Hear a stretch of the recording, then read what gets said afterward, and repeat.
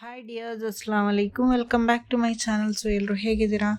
So ಇವತ್ತು chilli paneer recipe ತೋರಿಸ್ತಿದ್ದೀನಿ. So easy ವೇಯಲ್ಲಿ ತೋರಿಸ್ತಿದ್ದೀನಿ, ಟ್ರೈ ಮಾಡಿ ನೋಡಿ.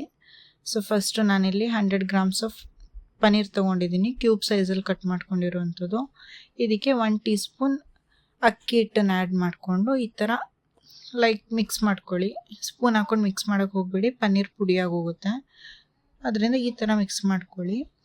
ಅದಾದಮೇಲೆ ನಾನಿಲ್ಲಿ ಇನ್ನೊಂದು ಬೌಲ್ಗೆ 3 table spoon cornflour, 2 table spoon ಅಕ್ಕಿ ಹಿಟ್ಟು, 1/2 tea spoon pepper powder, 1/2 tea spoon salt ಹಾಕ್ಕೊಂಡು ಡ್ರೈ ಮಿಕ್ಸ್ ಮಾಡ್ಕೊತಿದ್ದೀನಿ. ಸೊ ಕಾರ್ನ್ಫ್ಲೋರ್ ಇರೋದ್ರಿಂದ ಫಸ್ಟು ಡ್ರೈ ಮಿಕ್ಸ್ ಮಾಡಿಕೊಂಡು ನಂತರ ಇದಕ್ಕೆ ನೀರನ್ನ ಹಾಕಿ, ಸೊ ನೀರು ಹಾಕುವಾಗ ಸ್ವಲ್ಪ ಹಾಕಿ ಫುಲ್ಲಾಗಿ ಒಂದ್ಸತಿ ಮಿಕ್ಸ್ ಮಾಡಿಕೊಂಡು ನಂತರ ಬೇಕಿದ್ದರೆ ಇನ್ನೂ ಸ್ವಲ್ಪ ನೀರನ್ನ ಹಾಕ್ಕೊಂಡು ಮಿಕ್ಸ್ ಮಾಡ್ಕೊಳ್ಳಿ. ಸೊ ಚೆನ್ನಾಗಿ ಮಿಕ್ಸ್ ಮಾಡ್ಕೊಳ್ಳಿ. ಹೇಳಿದಾಗೆ ಕಾರ್ನ್ಫ್ಲೋರ್ ಇರೋದ್ರಿಂದ ಅದು ಗಂಟು ಕಟ್ಟೋಕ್ಕೆ ಚಾನ್ಸಸ್ ಇದೆ. ಚೆನ್ನಾಗಿ ಮಿಕ್ಸ್ ಮಾಡ್ಕೊಳ್ಳಿ. ಆ್ಯಂಡ್ ಕನ್ಸಿಸ್ಟೆನ್ಸಿ ಪನ್ನೀರ್ ಕೋಟ್ ಆಗುವಂಥ ಕನ್ಸಿಸ್ಟೆನ್ಸಿ ಸಾಕು. ತುಂಬ ನೀರಾಗೋಗೋದು ಬೇಡ, ತುಂಬ ಟೈಟ್ ಆಗೋದು ಬೇಡ. ನೆಕ್ಸ್ಟು ನಾನಿಲ್ಲಿ ಎಣ್ಣೆ ಬಿಸಿ ಮಾಡಿಕೊಂಡು ಅದಕ್ಕೆ ಪನ್ನೀರನ್ನ ಡಿಪ್ ಮಾಡಿಕೊಂಡು ಹಾಕ್ತಿದ್ದೀನಿ. ಹಾಕಿ ಗೋಲ್ಡನ್ ಬ್ರೌನ್ ಬರೋ ತನಕ ಫ್ರೈ ಮಾಡಿ ತೊಗೊಳ್ಳಿ.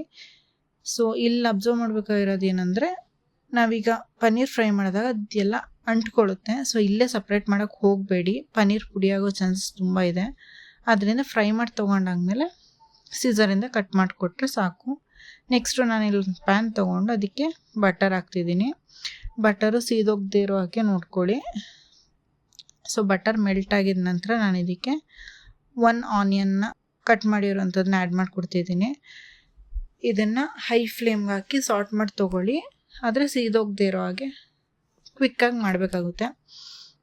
ನೆಕ್ಸ್ಟು ನಾನು ಇದಕ್ಕೆ 1 ಟೀ ಸ್ಪೂನ್ ಜಿಂಜರ್ ಗಾರ್ಲಿಕ್ ಪೇಸ್ಟ್ನ ಹಾಕ್ಕೊಟ್ಟು ಸಾರ್ಟ್ ಮಾಡ್ಕೊತಿದ್ದೀನಿ. ಆ್ಯಂಡ್ ಇನ್ನೊಂದೇನು ಅಂದರೆ, ಇಲ್ಲಿ ಪನ್ನೀರ್ ನಾವು ಯಾವ ಸೈಜಿಗೆ ಕಟ್ ಮಾಡ್ಕೊಂಡಿರ್ತೀವಿ ಅದೇ ಸೈಜಿಗೆ ಆನಿಯನ್ ಮತ್ತು ಕ್ಯಾಪ್ಸಿಕಮ್ನ ಕಟ್ ಮಾಡ್ಕೋಬೇಕು. ನೆಕ್ಸ್ಟ್ ನಾನು ಇದಕ್ಕೆ 2 ಚಿಲ್ಲೀಸ್ನ ಚಾಪ್ ಮಾಡಿರೋವಂಥದ್ದು ಹಾಕ್ಕೊಂಡು ಚೆನ್ನಾಗಿ ಮಿಕ್ಸ್ ಮಾಡಿಕೊಡ್ತಿದ್ದೀನಿ. ನೆಕ್ಸ್ಟು 1 ಕ್ಯಾಪ್ಸಿಕಮ್ ಹಾಕ್ಬಿಟ್ಟು ಸಾರ್ಟ್ ಮಾಡ್ಕೊತಿದ್ದೀನಿ. ಕ್ಯಾಪ್ಸಿಕಮ್ ನಿಮಗೆ ಡಿಫ್ರೆಂಟ್ ಕಲರ್ಸ್ ಸಿಕ್ಕಿದ್ರೆ ಅದನ್ನೂ ಯೂಸ್ ಮಾಡ್ಕೋಬೋದು. ಸೊ ಎಲ್ಲನೂ ಹಾಕಿ ನೀಟಾಗಿ ಸಾರ್ಟ್ ಮಾಡ್ಕೊಳ್ಳಿ. ನೆಕ್ಸ್ಟ್ ಇದಕ್ಕೆ ನಾನು 1/2 ಟೀ ಸ್ಪೂನ್ ಪೆಪ್ಪರ್ನ ಹಾಕ್ತಿದ್ದೀನಿ. ನಿಮಗೆ ಖಾರ ಜಾಸ್ತಿ ಬೇಕು ಅಂದರೆ ಚಿಲ್ಲಿ ಅಥವಾ ಪೆಪ್ಪರ್ ಪೌಡರ್ ಜಾಸ್ತಿ ಹಾಕೋಬೋದು. ನೆಕ್ಸ್ಟ್ ಇದಕ್ಕೆ 2 table spoon tomato ketchup, 1 table spoon soya sauce, 1 table spoon chilli sauce ಇಷ್ಟನ್ನು ಹಾಕಿ ಮಿಕ್ಸ್ ಮಾಡ್ಕೊಳ್ಳಿ. ಸಾಲ್ಟನ್ನು ಲಾಸ್ಟಿಗೆ ಹಾಕ್ಕೊಳ್ಳಿ, ಯಾಕೆಂದರೆ ಇಷ್ಟು ಸಾಸ್ ಹಾಕೋದ್ರಿಂದ ಇದರಲ್ಲೇ ಸಾಲ್ಟ್ ಇರುತ್ತೆ. ಇನ್ನು ಪನ್ನೀರ್ ಸ್ಲರ್ರಿ ಅವು ಕೋಟಿಂಗಲ್ಲೂ ನಾವು ಸಾಲ್ಟ್ ಹಾಕಿದ್ದೀವಲ್ಲ, ಅದರಿಂದ ನೋಡ್ಕೊಂಡು ಹಾಕ್ಕೊಳ್ಳಿ. ನೆಕ್ಸ್ಟ್ ಇದಕ್ಕೆ 1 ಟೀ ಸ್ಪೂನ್ ವಿನಿಗರ್ನ ಹಾಕ್ಕೊಂಡು ಚೆನ್ನಾಗಿ ಮಿಕ್ಸ್ ಮಾಡ್ಕೊತಿದ್ದೀನಿ. ನೆಕ್ಸ್ಟ್ ನಿಮಗೆ ಸ್ಲರ್ರಿ ಮಾಡಲಾಗಿ ಬೇಕು ಅಂದರೆ, ಸಾಸ್ ಮಾಡಲಾಗಿ ಬೇಕು ಅಂದರೆ ಸ್ವಲ್ಪ ನೀರು ಹಾಕೋಬೋದು. ಇಲ್ಲ ಡ್ರೈ ಆಗಿರಲಿ ಅಂದರೆ ನೀರು ಹಾಕೋದೇನು ಬೇಡ.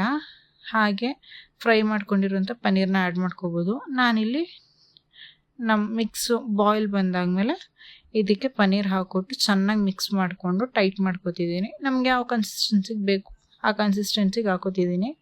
ನೆಕ್ಸ್ಟ್ ನಾನಿಲ್ಲಿ 1 teaspoon fresh cream add ಮಾಡ್ಕೊತಿದ್ದೀನಿ, ನಿಮಗೆ ಆಪ್ಷನಲ್. ಸೊ ಇಷ್ಟೇ. ನೆಕ್ಸ್ಟ್ ನಾನು ಸಾಂಬಾರು ಸೊಪ್ಪು ಹಾಕ್ಕೊಂಡು ಜಸ್ಟ್ ಡೆಕೋರೇಷನ್ಗೆ ಹಾಕ್ತಿದ್ದೀನಿ. ಅವಶ್ಯಕತೆ ಏನಿಲ್ಲ, ಬೇಕಿದ್ರೆ ಹಾಕ್ಬೋದು, ಇಲ್ಲ ಅಂದ್ರೆ ಇಲ್ಲ. ಸೊ ಇದಾಗಿತ್ತು ಇವತ್ತಿನ ವೀಡಿಯೋ.